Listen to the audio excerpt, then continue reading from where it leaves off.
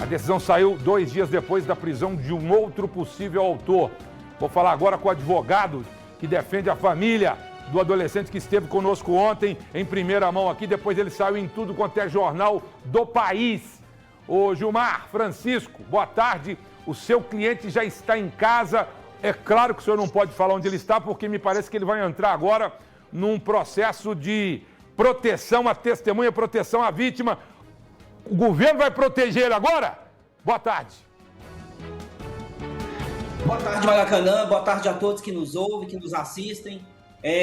Começo, essa entrevista dizendo, lamentavelmente, que estamos diante do maior erro judiciário já vivenciado em Minas Gerais. Haja vista que um inocente que sofria pelo padecimento de sua amada no local do homicídio, do triplo homicídio, haja vista que o menor compareceu, levado por sua genitora, depois do fatídico, estava ali, inconsolável, e logo depois foi detido, foi apreendido, /internação, e então a gente está diante da maior injustiça, porque detiveram uma pessoa que estava em luto, e hoje, graças ao trabalho da defesa, ao trabalho da família, que saiu no encalço dessas imagens, desses álibis, o menor está em casa, mas não em segurança. Ele escreveu uma mensagem em rede social, temendo por sua vida, agradecendo a todos que acreditaram na sua inocência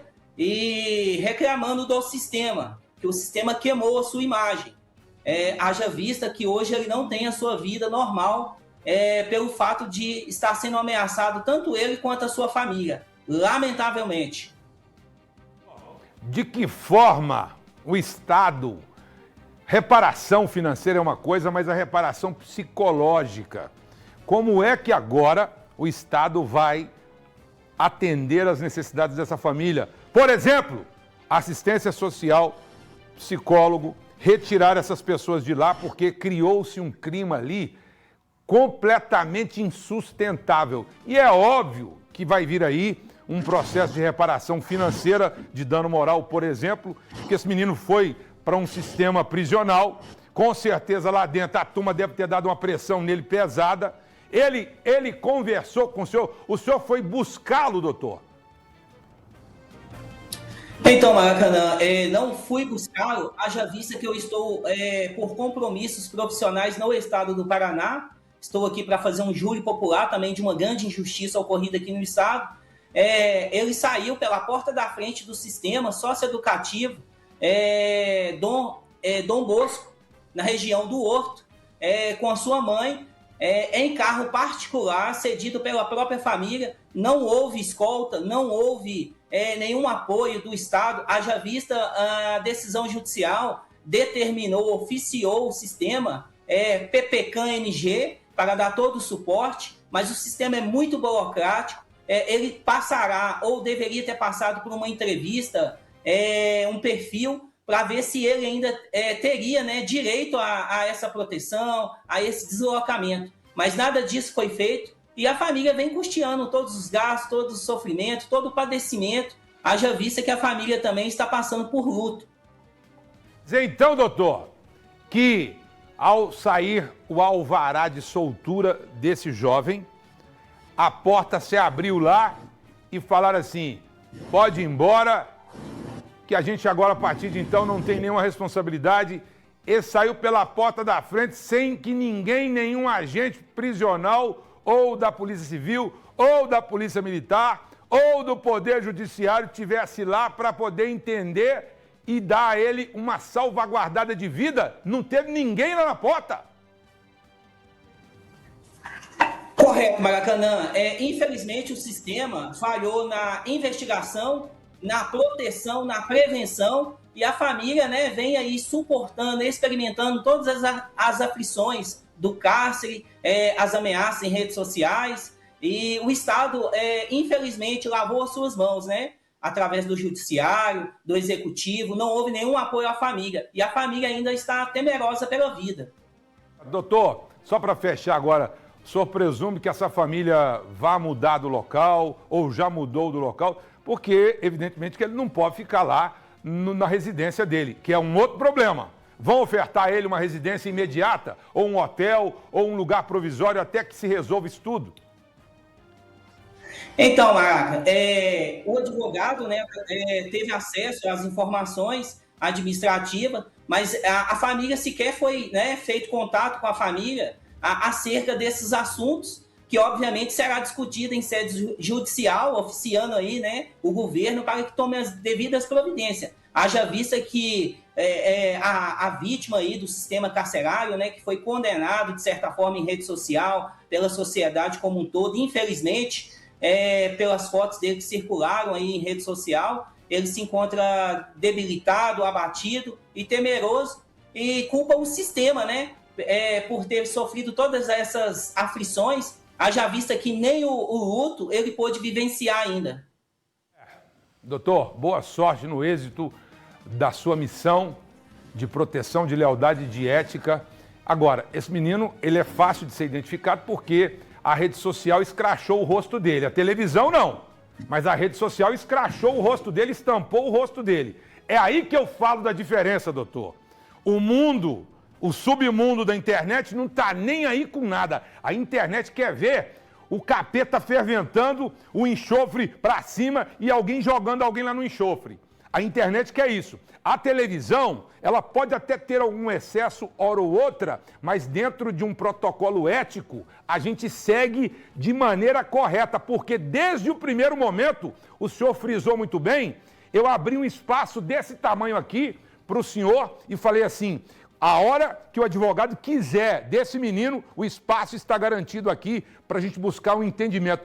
Eu morro com essa lealdade à minha profissão. E graças a Deus eu não estava errado. E o senhor está aqui, participou aqui. E se o senhor tiver mais novidades, fique à vontade e que Deus te abençoe. Muito obrigado, doutor. Olha só. À disposição, Maracanã. Até mais. Até mais. Olha só, informações ao vivo sobre a prisão do suspeito de estuprar e matar uma mulher em Joatuba, na região metropolitana de Belo Horizonte. O Célio Camilo tem mais detalhes aí. Foi a polícia militar que prendeu e levou ele para uma delegacia e o Célio está agora trazendo detalhes sobre isso. É com você, Célio. Exatamente, viu, Maraca? Boa tarde para você, boa tarde para todo mundo que está conosco. Mais um caso revoltante, né, que a gente mostra aqui na telinha da Band, que é a morte dessa jovem de 23 anos, a Vanessa Lara de Oliveira. Ela que era estudante de psicologia, morava na cidade de Pará de Minas e tinha ido, segundo a Polícia Civil, na cidade de Joatuba só para resolver algumas situações em relação a um trabalho e quando estava retornando, perdeu o contato com a família, teve o corpo encontrado somente no dia seguinte e ontem a Polícia Civil, juntamente com a Polícia Militar, esse trabalho em conjunto, realizaram, né, a prisão do principal suspeito, esse homem de 43 anos, o Ítalo da Silva. Para dar mais detalhes para a gente sobre essa prisão, sobre toda essa história também, estou do lado aqui do delegado André Ribeiro, ele que é delegado da primeira delegacia da cidade de Joatuba, tem acompanhado de perto esse caso. Doutor, primeiramente, obrigado por estar ao vivo aqui na telinha da Band. O que levou a Polícia Civil a realizar a prisão desse homem? Há elementos que indiquem que ele realmente é o principal suspeito dessa história? E quais são esses elementos, né? Boa tarde. Boa tarde a todos, boa tarde. E sim, nós temos, na verdade, muitos elementos que colaboram com essa versão.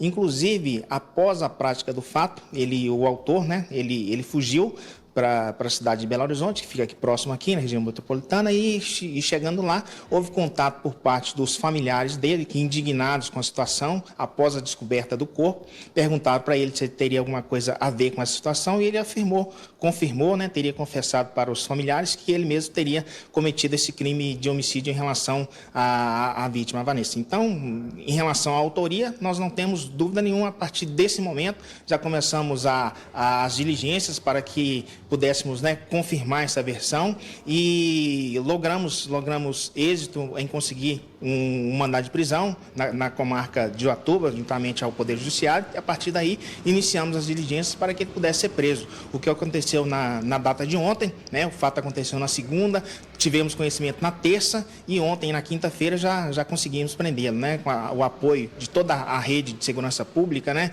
Tanto aqui da região metropolitana, de Belo Horizonte, as delegacias especializadas, a Polícia Militar, e conseguimos lograr o êxito em prendê-lo ontem na cidade de Carmo do Cajuru, que fica próximo aqui, mas na região de centro-oeste, né? Próximo de Divinópolis, e tivemos ontem lá na cidade, já colhemos o depoimento dele, no qual ele confessou somente o crime de homicídio e as demais condutas serão comprovadas através de perícias, laudos periciais, os quais já foram requisitados ao setor específico da Polícia Civil. O senhor falou um pouco da confissão dele, a polícia já conseguiu reconstituir o que aconteceu com a Vanessa, porque ela não morava na cidade de Joatuba, tinha ido lá quando esse triste fato aconteceu. A polícia já tem mais detalhes de como aconteceu tudo isso?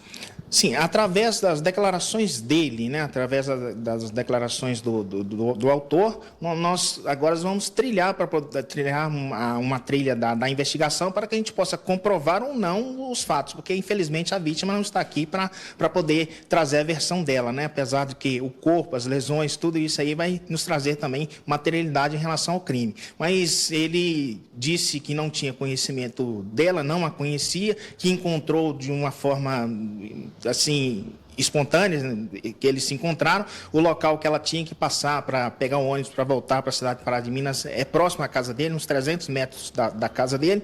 Ele utilizava aquele local, um local até um pouco ermo, para poder fazer uso de drogas. Ele fala que é usuário de drogas, de maconha, de crack, então ele estava lá para isso. Então encontrou com ela, na versão dele teria chamado ela para fazer uso, ela teria ido e depois se desentenderam, ela teria o agredido e a partir daí ele, para se defender, teria matado. Então essa versão dele, agora nós vamos comprovar, apesar de que, né, os fatos, né, demonstram que essa versão não tem verossimilhança, mas assim, a gente precisa ouvir e agora nós vamos trabalhar em cima disso para poder confrontar ou confirmar, né, de acordo com os laudos periciais. Só mais um detalhe, né, quando o corpo da Vanessa foi encontrado, há sinais de violência pelo corpo dela, tanto violência física quanto sexual? Sim, essa é uma informação preliminar, né, nós precisamos ainda da confirmação definitiva através do laudo pericial, tanto do ML quanto da criminalística, mas de uma maneira inicial, eu conversei com o perito, teve no local, já confirmou, né, lesões pelo corpo, inclusive na parte sexual, parte da genitália, algumas lesões visíveis, então isso já foi confirmado de forma preliminar. Então nós precisamos agora dos laudos para ter certeza dessa violação sexual. Bom, Maraca, como o delegado aqui afirmou, as investigações permanecem. Só um detalhe que esse homem, né, que é então o principal suspeito, que está preso, que para a Polícia Civil então já não há mais nenhuma dúvida que ele é o principal autor, é que ele já havia sido condenado pelo mesmo tipo de crime. Inclusive ficou 23 anos preso e saiu da cadeia em dezembro. Viu, Maraca? Ô Célio, é o seguinte, diante da prisão desse cidadão, ele ainda está na cidade, ele foi levado para um lugar não definido porque a turma está babando nele. E aí, não é um problema da Polícia Civil, cabe agora ao Judiciário colocá-lo num sistema de seguro, num sistema carcerário de seguro, porque se esse cara ficar no meio de presos, os presos de Minas Gerais inteiro estão babando nele. Aonde ele for transferido, a turma vai fazer ele, porque aqui, doutor, aqui não é uma emissora que tenha papas na língua, não. Se a gente não falar a verdade para o telespectador, eles não vão nos assistir. Essa é a realidade do sistema prisional, que não perdoa um tipo de gente como ele.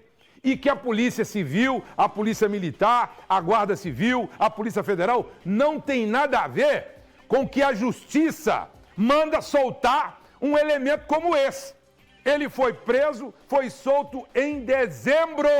A ficha dele é enorme. Como é que a Justiça brasileira, sem sensibilidade, toma uma atitude dessa? Agora, doutor, ele está na cidade, ele está no raio que o parto. Onde esse cara está?